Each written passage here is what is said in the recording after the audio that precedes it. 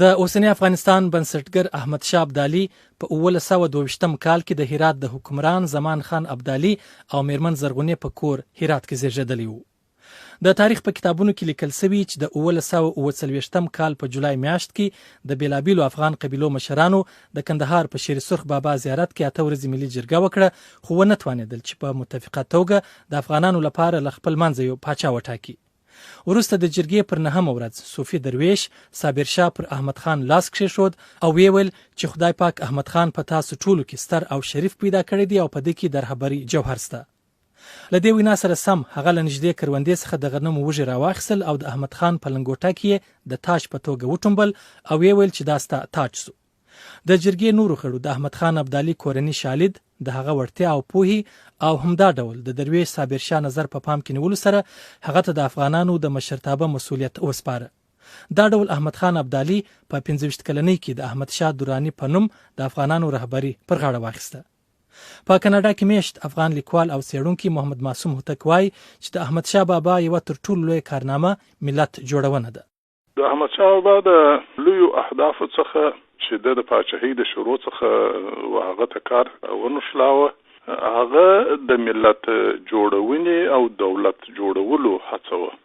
پخوا تر ده هم ځینې خورې ورې هڅې په پښتنو او په دغه منطقه کې د اوسېدونکو قومو د پاره سوي د روښاني حرکت و، د خوشحال خان حرکت و، د میرویس حرکت و، لیکن هغوی نتیجې ته نه ورسېدلي وو او یا نیمه خوا سوي وه.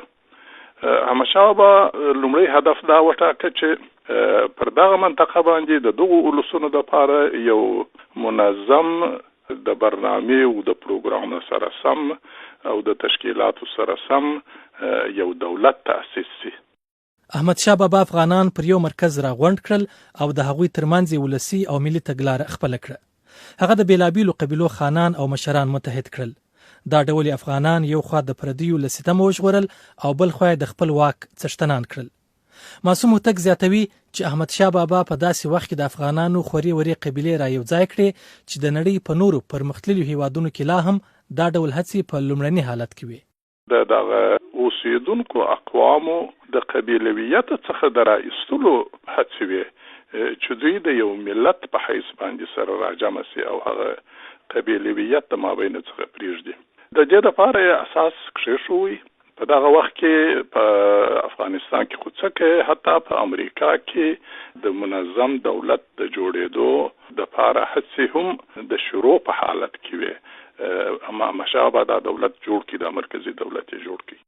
د احمد شاه بابا په پاچا کېدو سره د افغانانو قوت او قدرت په ډېرې چټکۍ سره پراخ شو. په ډېر لږ وخت کې د هغه د فتوحاتو نغارې تر لرې ولاړې او هغه د یو لوی فاتح په حیث راڅرګند او وپېژندل شو. د هغه د واک دایره یا غلبه د ایران له لویدیځه نیولې بیا د هندوستان تر سرهند او له امو سیند نیولې بیا تر بحر هند غځېدلې وه. د بهاودین زکریا پوهنتون ملتان پخوانی مشر او تاریخ پوه پروفیسر ډاکټر عاشق محمد خان درانی وایي د افغانستان د بنسټګر او ملت جوړونکي راوروسته د احمد شاه بابا دویمه لویه کارنامه په پانیپت کې مرهټه ځواک ته ماتې ورکول وه. مرهټه جو اتنے پھیل گئے تھے کہ پونا سے نکلتے ہوئے آگے بڑھے اور تمام د مرهټانو واک له پونې څخه نیولې تر ډیلی او نورو ډیرو سیمو پورې غځېدلی وو. دوی پر ټول هندوستان مرهټه راج قایمول غوښتل. هغه وخت د ډیلی عالم حضرت شاه ولی الله احمد شاه ابدالي ته لیک ولېږه چې تراشه ځکه د مرهټانو له زور او ظلم څخه مسلمانان تنګ راغلي او د نجات یوازینۍ هیله تاسو یاست. دا ډول احمد شاه ابدالي ټول پښتانه راغونډ کړل، خپل لښکر تیار کړ او مرهټانو ته یې داسې ماتې ورکړه چې هغوی بیا سر راپورته نه کړ. احمد شاه ابدالي د ډیلی تخت ونیوه، خو د هغه په زړه کې له خپل وطن افغانستان سره دومره مینه وه چې بیرته له هندوستان ولاړ. افغانستان اپنے ملک کے لیے اتنی محبت تھی کہ وہ واپس چلا گیا. پانیپت د هند د هریانه ایالت تاریخي ولسوالي ده چې د ډیلی په شمال کې په 95 کیلومترۍ کې پرته ده. په پانیپت کې وړاندې هم دوه لوی جنګونه سوي ول، خو دریم جنګ د 1918 کال د جنوري پر 14مه د افغان پاچا احمد شاه ابدالي او د سدا شیوراو باو په مشرۍ د مرهټیانو لښکرو ترمنځ وسو. د مرهټیانو د پراخ قوت او ځغلنده واک غځولو تګلارې د مخنیوي لپاره نه یوازې مسلمانانو بلکې نورو اقلیتونو هم د افغانستان پاچا احمد شاه بابا ته فریاد وکړ چې د دوی په وینا له دې بلایې وژغوري. په دې جنګ کې له افغانستان له احمد شاه بابا سره په لښکر کې شاوخوا 40,000 افغانان ول. چې شاوخوا همدومره په هند کې ورسره ملګري سول. بلخوا د مرهټیانو شمیر تر 15 لکه زیات یادېږي. په دې جنگ کې لسګونه زره کسان ووژل سول چې بیلابیل لیکوالان او تاریخونه شمیر متفاوت یادوي. پروفیسور عاشق حسین خان درانی زیاتوي چې پښتنو سردارانو احمد شاه بابا ته وویل چې که مغول له منځنۍ آسیا راغلي او له سلګونه کلونو راهیسې پر هندوستان حکومت کوي نو تاسو هم دلته پاتې سئ. خو د پروفیسور درانی په وینا احمد شاه بابا ځواب ورکړ چې هغه له خپل وطن سره ډیره مینه لري او د هندوستان وګړو ته اوس یو فرصت برابر کړي چې د حکومت چاري په خپل پر مخ یوسي. اخوا د نوې ډیلی په جواهرلال نهرو پوهنتون کې ښوونکی پروفیسور ډاکټر خالق رشید وایي چې د مرهټیانو د چور چپاول او تیری وروسته او د احمد شاه بابا د راتګ له اوازو سره سم پر مسلمانانو سربیره سیکان، راجپوتان او جټان هم د هغه له لښکرو سره ملګري سول.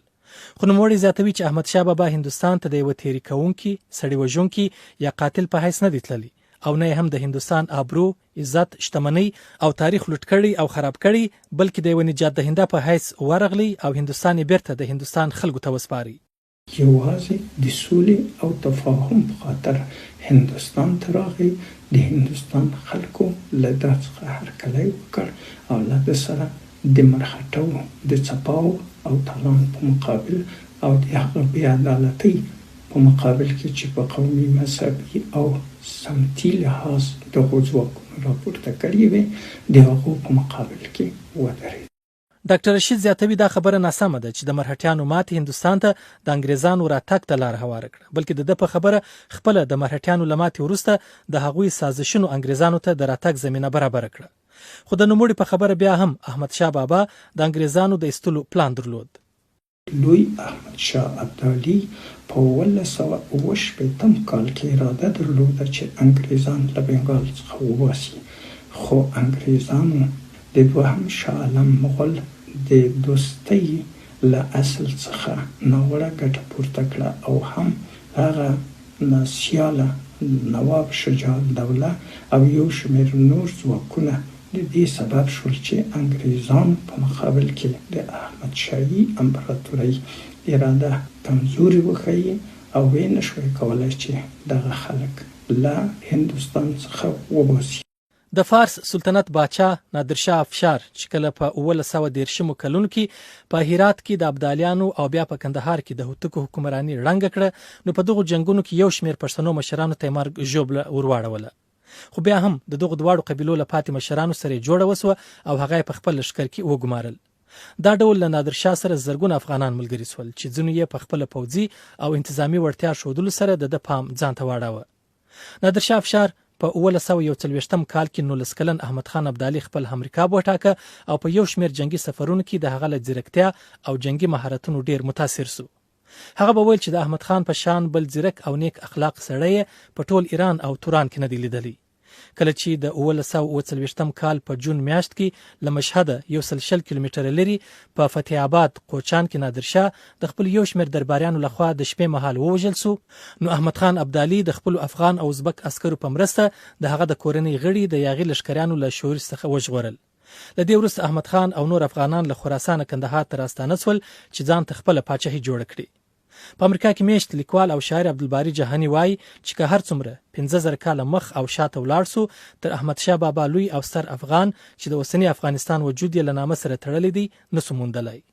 احمد شاه بابا سره له هغه چې د ایران ډېرې زیاتې برخې لاندې کړې وې، سره له هغه چې د دهلي سلطنت یې لاندې کړی و، سره له هغه چې د مرهټیانو قدرت یې مات ورکړی و، مګر خپل پایتخت یې نه په لاهور، نه په ډیلي او نه هم په اصفهان یا د ایران په کوم بل ښار کې وټاکي، بلکې په خپل په کندهار کې د افغانستان اساس کېښوی او داسې اساس کېښوی چې هغه تر نن ورځې پورې هغه افغانستان البته د احمد شاه بابا په حدود نه بلکې د یو واحد هیواد په حیث باندې تر اوسه پورې موجود دی.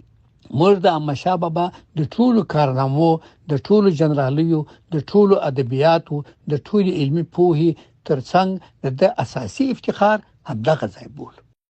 عبدالباري جهاني زیاتوي چې د افغانانو د تاریخ لمن له جنرالانو، قهرمانانو او سیاستوالو څخه ډکه ده، خو تر احمد شاه بابا وړاندې د افغانانو په خپل ټاټوبي کې د افغانانو د امپراتورۍ د ایجادولو فکر او عملی ابتکار چا نه دی کړی.